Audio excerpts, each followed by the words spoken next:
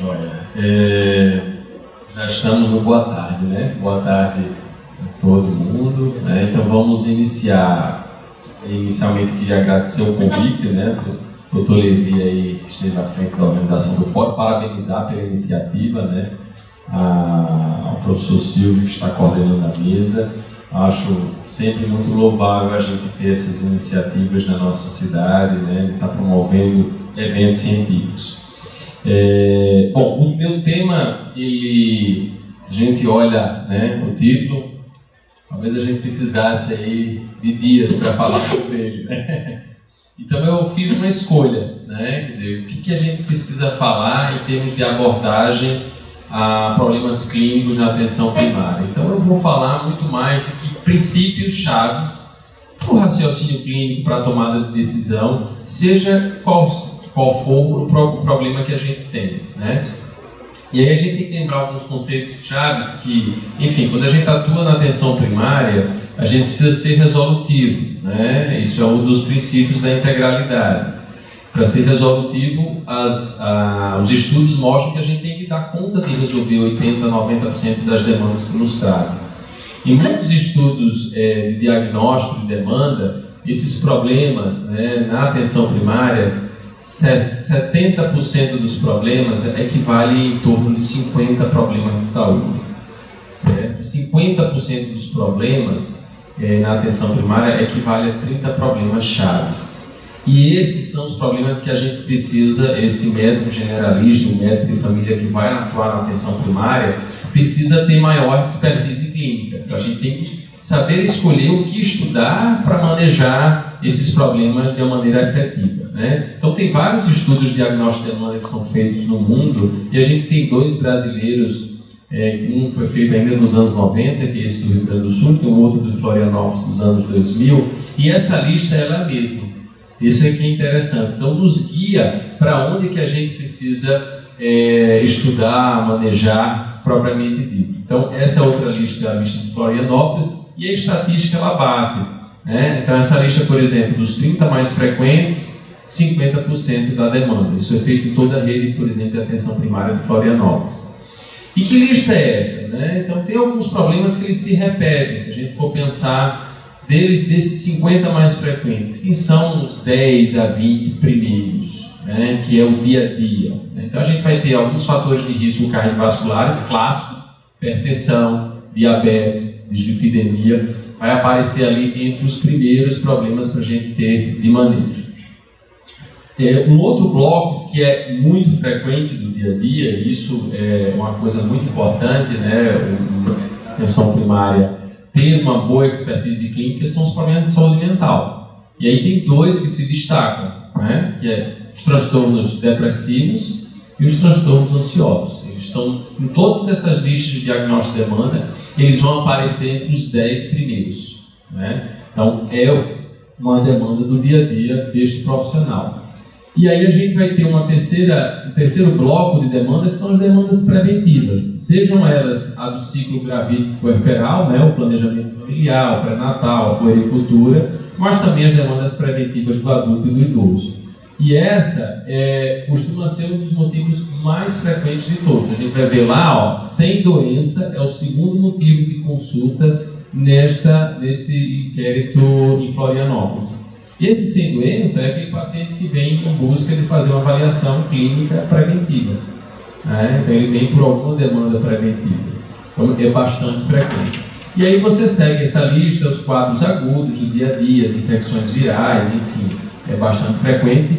E talvez aí o quinto bloco desses 20 mais frequentes vai acabar nas síndromes dolorosas, né?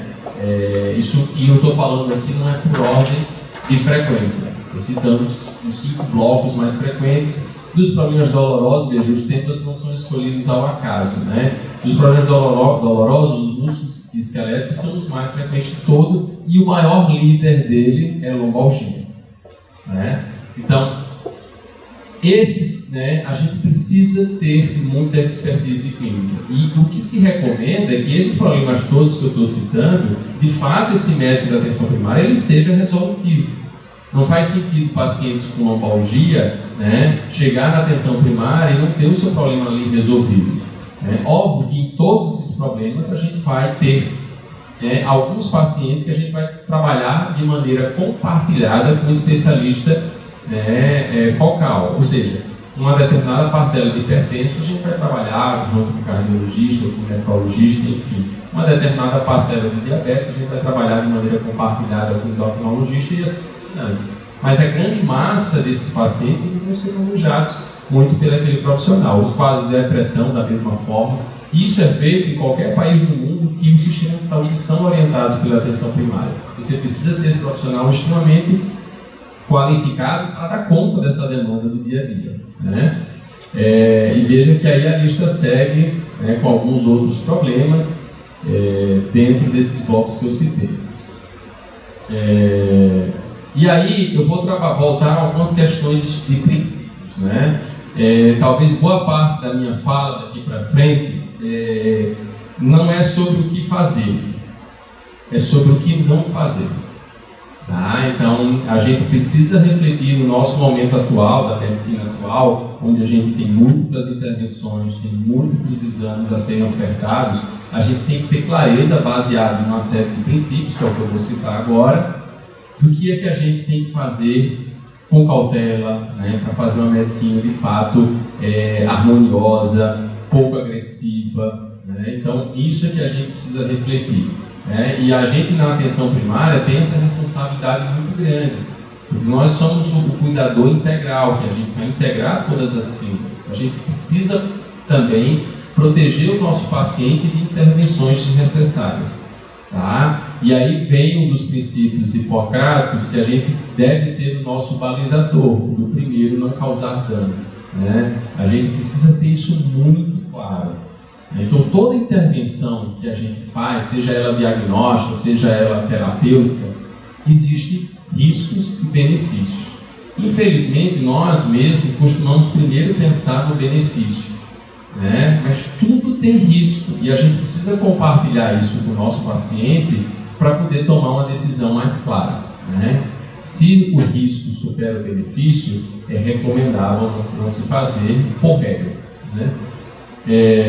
Então, alguns desses princípios hipocráticos e os princípios da bioética.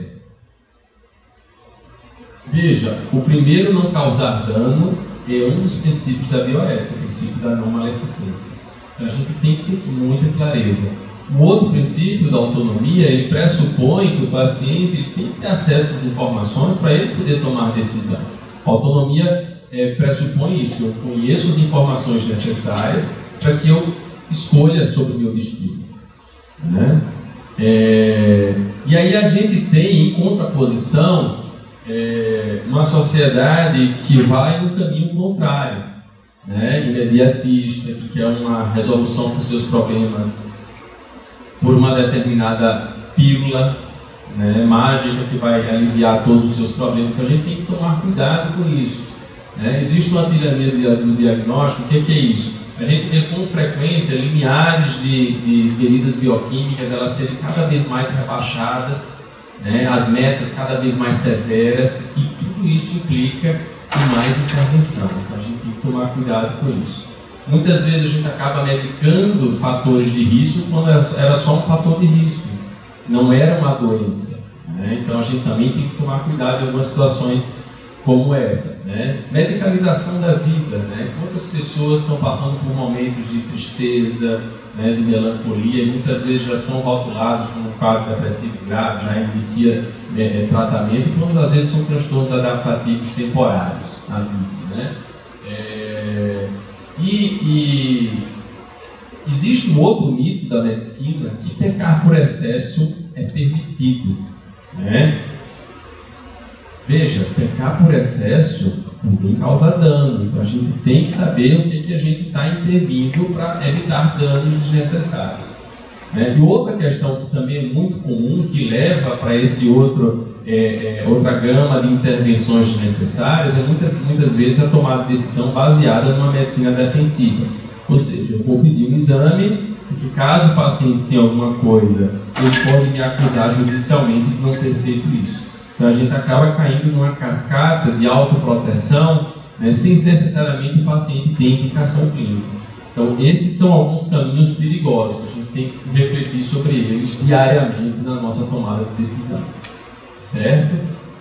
E aí a gente vai ver algumas características. A literatura nos alerta, tá? Que nós, e não é a medicina, é a saúde como um todo, as profissões de saúde como um todo, os cenários de cuidado da saúde, seja os hospitalares, seja as unidades básicas, a gente provoca muito dano. A gente tem estatísticas muito claras sobre isso, tá?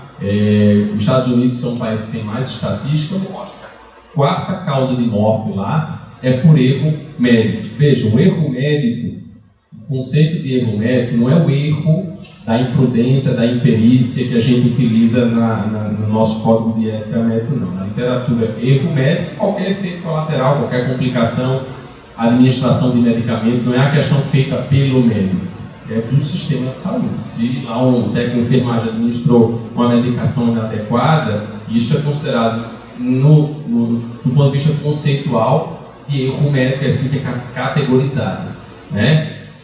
No inglês, esse erro médico do nosso código de ética, que é a imperícia, imprudência e a negligência, é chamado de malprática, né? Malpractice. Então, é importante a gente diferenciar as duas questões. A literatura mostra que a quantidade de erro médico é muito grande. Isso é o resultado de complicações das diversas intervenções que a gente faz, né? E uma consequência desse modelo é exatamente a gente fazer intervenções demasiadas. O que é? Rastrear pacientes que não tinham necessidade. Eu começo a utilizar um teste de rastreamento para grupos etários que não deveriam ser feitos. Exemplo, né? Eu começo a pedir colonoscopias para pacientes jovens de 30 anos, de 40 anos, quando não deveria. O rastreio indica lá os 50 anos.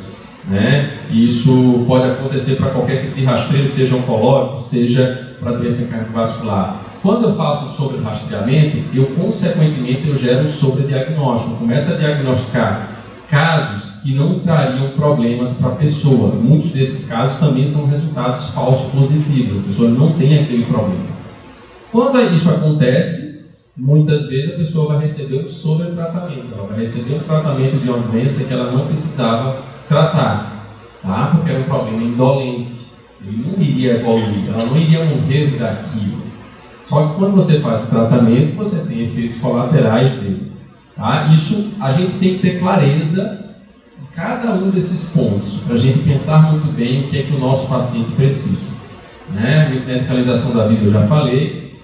Isso gera frustração em nós mesmos, né? E gera também uma insatisfação das pessoas. Né? Então vejam só, a gente vive um paradoxo da saúde. Isso é muito estudado nos países desenvolvidos já, onde você tem uma oferta de tecnologia médica extremamente avançada. A maior parte desses países, o que a gente evoluiu na medicina nos últimos 30 anos? É fantástico. Mas será que as pessoas estão satisfeitas?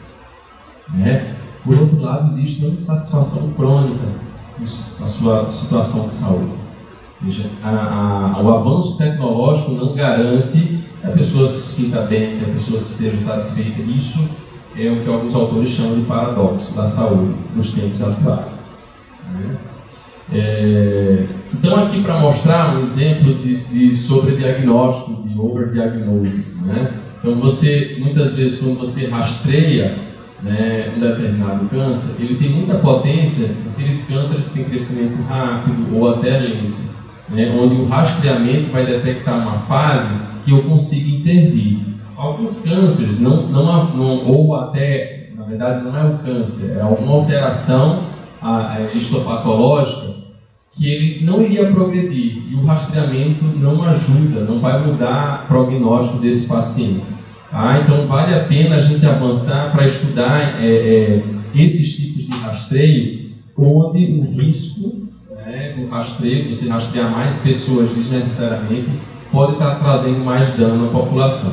Então, isso está sendo estudado muito, vários grupos que produzem ensaios clínicos baseados em rastreamento têm identificado isso. Tá?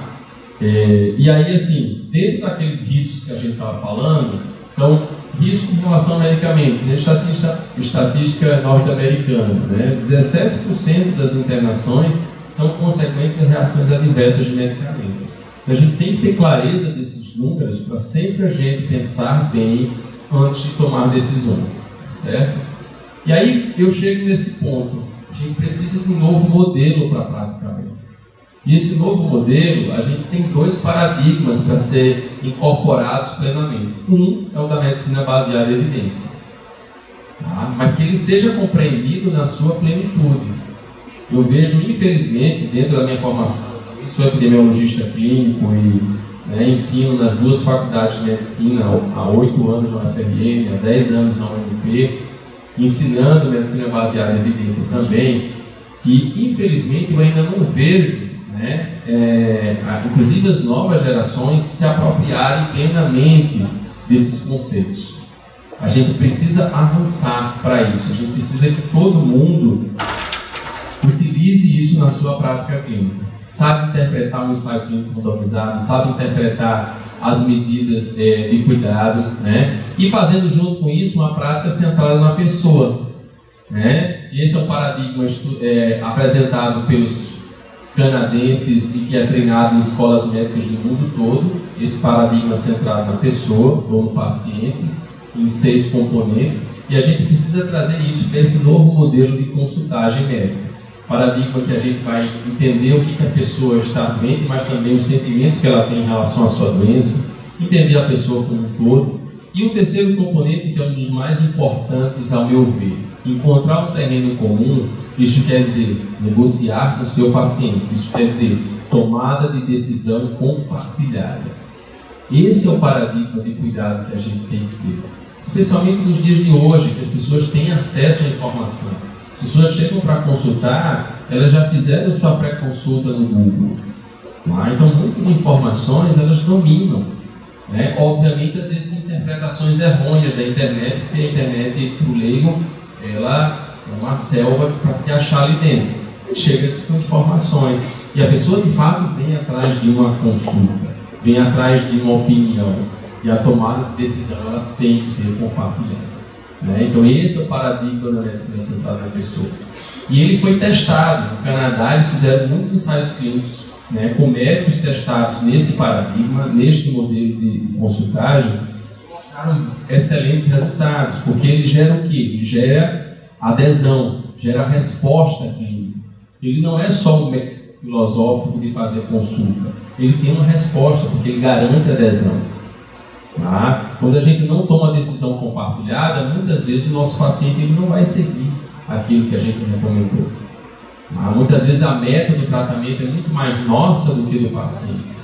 Quantas vezes a gente discute com o paciente sobre metas pressóricas, sobre metas da hemoglobina glicada, sobre metas dos lipídios? Isso tem que ser discutido. Uma meta não pode ser rígida. Sobre metas para redução do peso, Então, não adianta eu imaginar que o paciente tem que perder 30 quilos para ele chegar no IMC de 24, se na cabeça dele não faz nenhum sentido perder 30 quilos.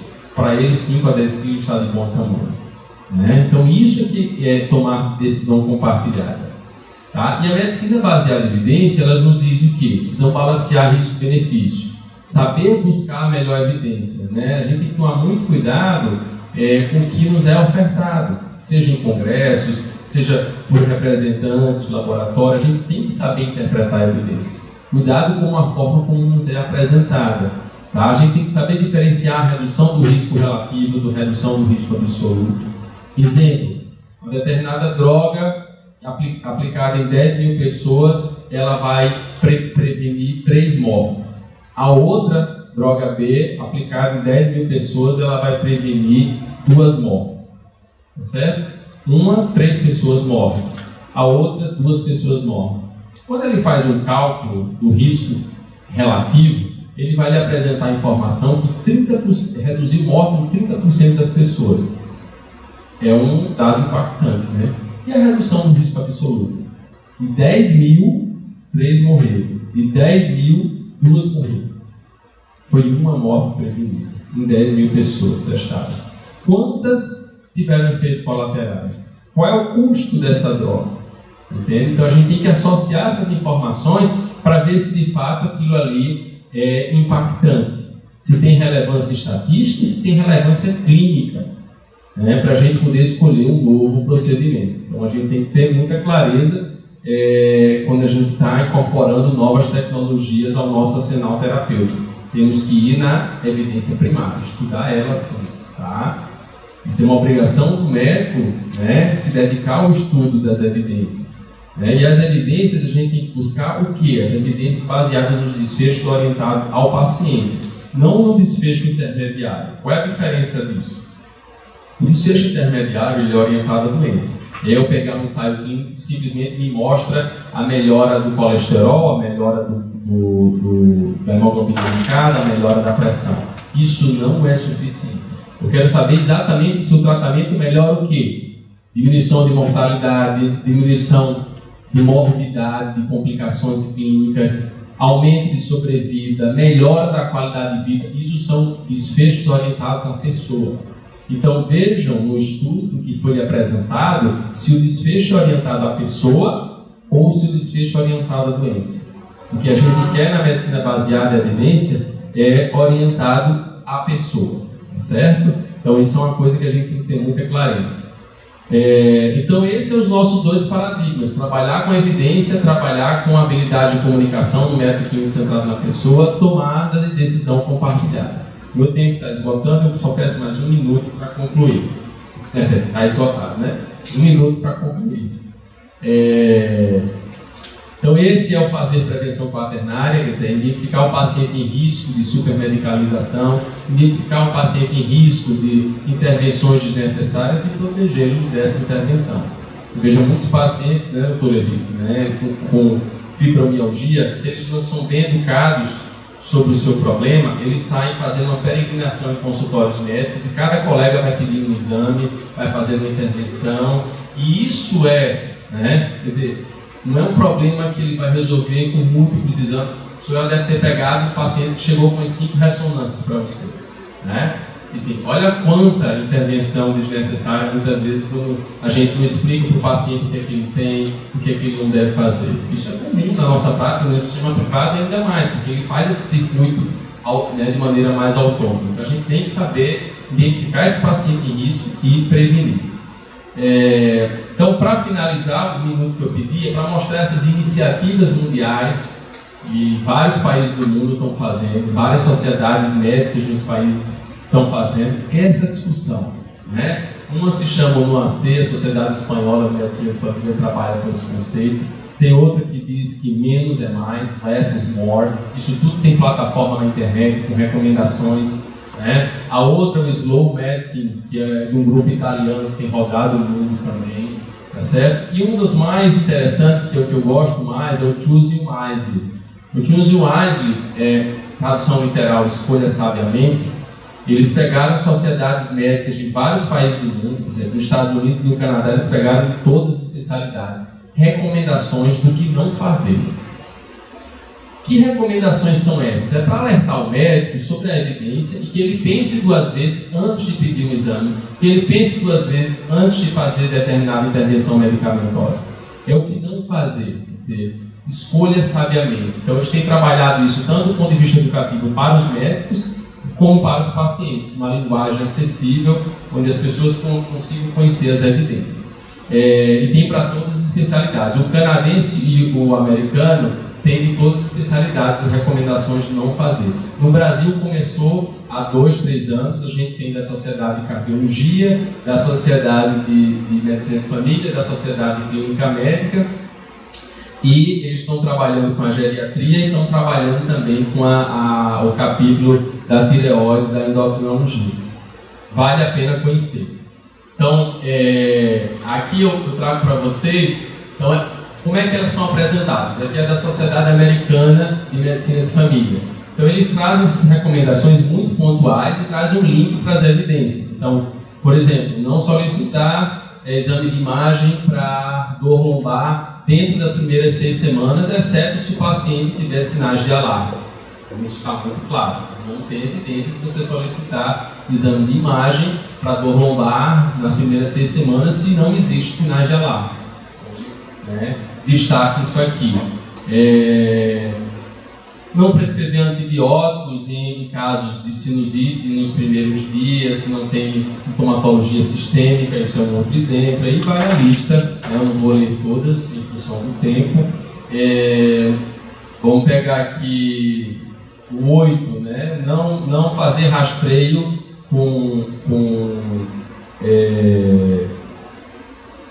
de Doppler de artéria carótida para pacientes assintomáticos, exceto alguns casos muito específicos. Então, vocês vejam, boa parte dessas recomendações, elas são em relação a exames de rastreamento, mas também algumas são relacionadas a tratamento, né? Então, veja, algumas evidências sobre tratamento de otite, tratamento de sinusite, tratamento de infecções autolimitadas. Se você não tem uma repercussão sistêmica importante, você pode evitar o antibiótico nos primeiros dias. Isso tem muita meta-análise falando sobre isso. Você basicamente vai usar tratamento sintomático, analgésico, inflamatório, né? Isso também tem uma importância muito grande de reduzir a resistência bacteriana. Então, os países da Europa, os norte-americanos, eles têm se preocupado muito com isso. Isso aparece nessas recomendações aí do Choose One, né? Então, por fim, a gente tem 5 recomendações da Sociedade Brasileira de Medicina de Família. Uma delas, inclusive, né, é não fazer aquele famoso check-up que as pessoas procuram, né, aquele tudograma de bioquímica que muitas vezes, né, os pacientes nos pedem e a gente acaba repetindo isso, né, e não existe evidência de você fazer aquela bioquímica completa para todos os pacientes anualmente. Isso não tem recomendação, então tem que tomar cuidado. Você vai fazer o quê? Vendo os riscos individuais do seu paciente, selecionando por esses riscos, você vai fazer rastreios específicos. Não pedir tudo para todos os pacientes. Então, essas recomendações é muito mais para a gente fazer esse tipo de reflexão. Essa é uma recomendação que parece óbvia, essa é a última que a gente tem, e está em vários protocolos internacionais, mas é uma forma de educar, né, os médicos e alertar. Não prescrever antibiótico em infecções virais. A gente pensa assim, isso é óbvio. Não. Todos os pronto-socorros públicos e privados do Brasil e do mundo, isso acontece diariamente. Uso indiscriminado de antibióticos para infecções virais, muitas vezes, ou por um colega ficar na dúvida clínica e acabar intervindo desnecessariamente, ou simplesmente porque o familiar, o pai ou a mãe, o paciente demanda aquilo, e em vez de a gente ter uma conversa mais negociadora, a gente acaba prescrevendo para encerrar a conversa, né? Então, é uma questão que a gente precisa estar bem atento. Ok, era essa a mensagem que eu queria trazer. Desculpa aí passar um pouco do tempo, mas era importante finalizar com essa mensagem, tá bom? Muito obrigado.